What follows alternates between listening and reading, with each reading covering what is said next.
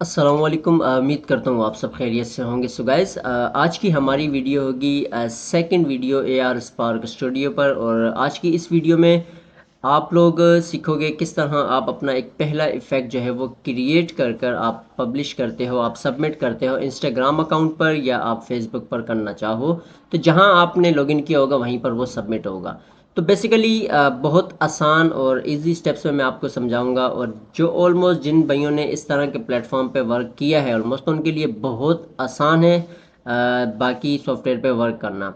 जो new creators हैं आप लोग भी सीखो, बहुत इजी है, कोई इतना मुश्किल नहीं है। ये आपकी अर्निंग, एक्स्ट्रा अर्निंग के लिए भी बेस्ट है, आपके अकाउंट्स की ग्रोथ के लिए भी बेस्ट है। तो कोई भी ये जो हम इफ़ेक्ट्स का काम करते हैं, टेम्पलेट्स का काम करते हैं, तो ये आपको बहुत हेल्प देते हैं आपके अकाउंट्स में, आपकी अर्निंग में।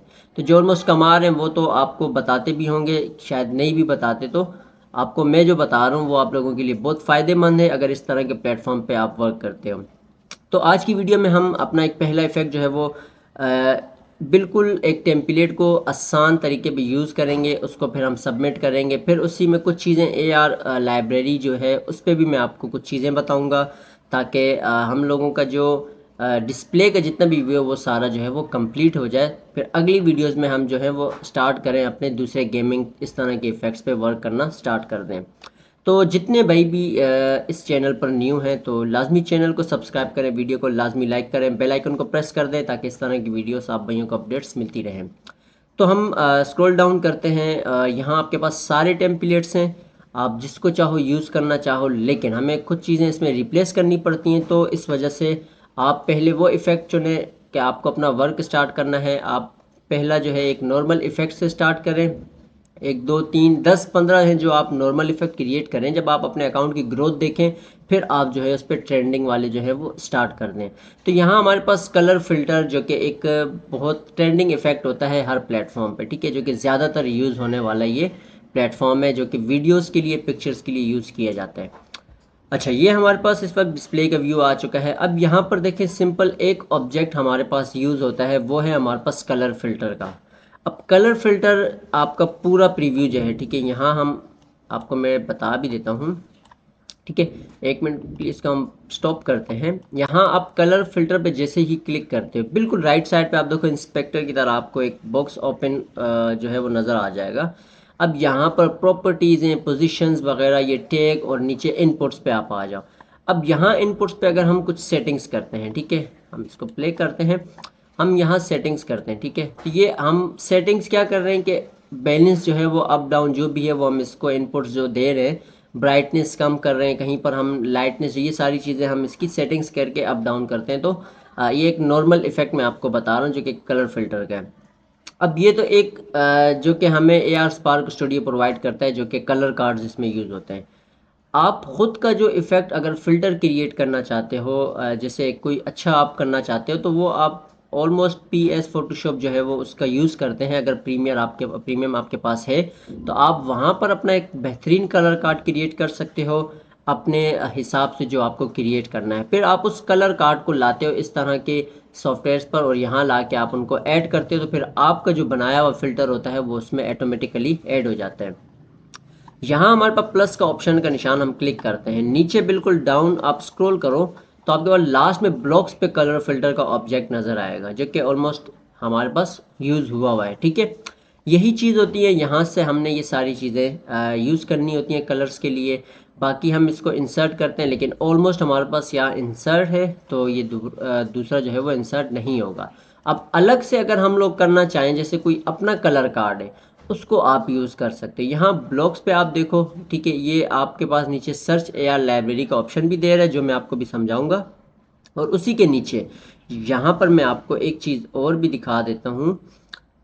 हम लोग आते हैं ये शेड कोड एसेट, इसके बारे में भी मैं आपको बताऊंगा। ये शेडर कोड एसेट जो है, ये भी कलर कार्ड्स में एक फ़ाइल जो होती है, वो पूरी एक फ़ाइल जो बनती है उसमें यूज़ होती है, तब जाके ये सारी चीज़ें इसमें आती हैं, ठीक है। अच्छा, अब हम लोग एसेट पे आओ। एसेट पे आने के बाद नीचे कलर LUT पे आप अगर क्लिक करते हो तो यहाँ से हम वो फाइल जो है इंपोर्ट करते हैं जो आपने बनाई होगी। जैसे मिसाल है, आप इफेक्ट्स हाउस से कोई कलर कार्ड जो है वो सेव कर लो, सेव करके आप यहाँ ला के सेव करो, ठीक है, अपने किसी ब्राउज में, फिर आप यहाँ ला के इसको ओपन कर सकते हैं, जो कि बहुत आसान तरीके में मैंने आपको समझा दी है, ठीक है।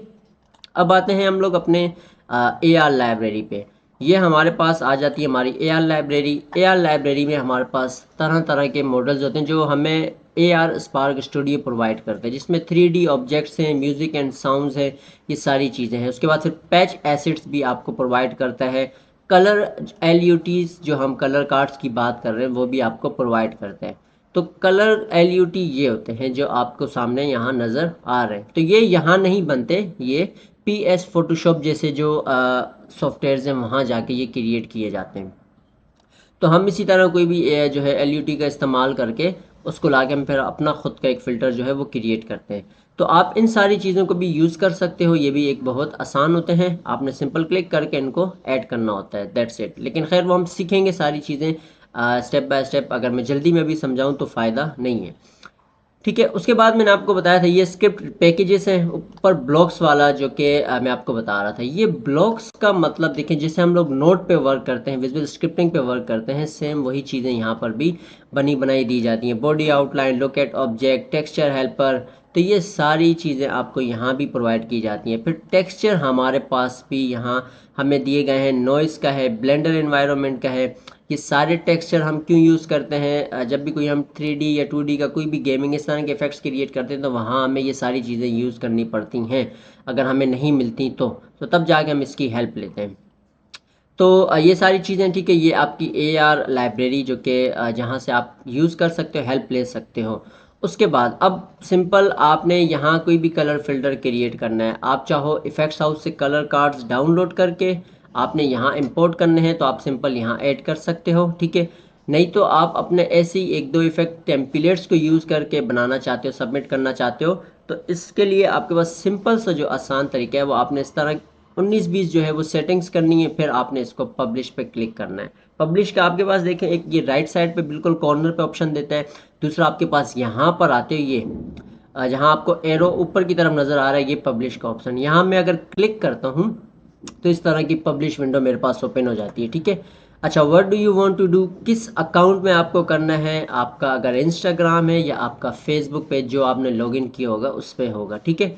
उसके बाद नीचे डेमो वीडियो हम लोग रिकॉर्ड करके ऐड करते हैं। उसके नीचे प्लेटफॉर्म रिक्वायरमेंट्स पे आपको ये दोनों राइट क्लिक होने चाहिए अगर आप कोई इफ़ेक्ट क्रिएट कर रहे हो।